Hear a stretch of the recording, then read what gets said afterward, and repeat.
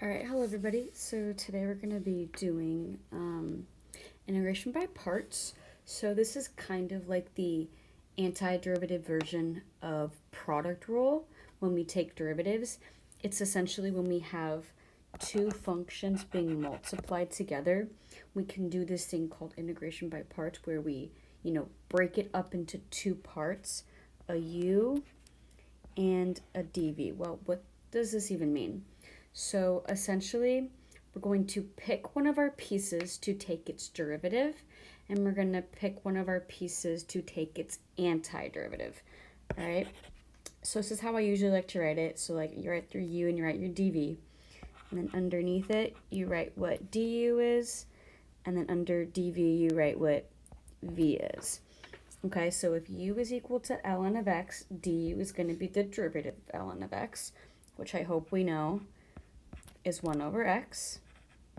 Okay, and then v is going to be the antiderivative of x squared, which in this case is x cubed over 3. Okay, so now from here we do this formula, u times v minus the integral of v du. The way that I remember this is I do like u times v minus integral v times du. It doesn't really matter. That's just the way that I kind of think about it. Okay, so this integral that I have, x squared times ln of x dx, is going to be equal to, so u times v is ln of x times x cubed over 3, and then we're going to subtract the integral of x cubed over 3 times 1 over x dx.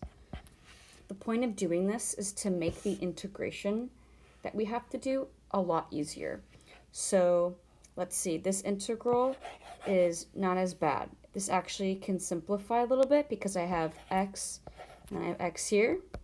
So this simplifies to this. We get x squared over 3 dx. Okay, so now we're ready to take this guy's antiderivative. We can actually go one step further and pull this 1/3 out in front, just because it's a constant and we can pull constants out of the integration. All right, so now we just take the antiderivative of x squared. So that gives us this.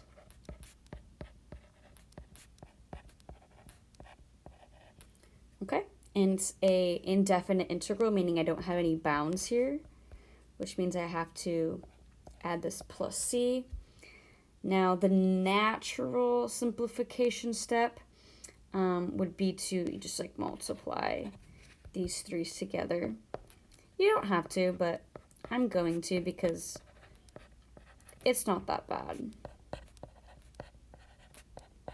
Okay, and there we have it for that one.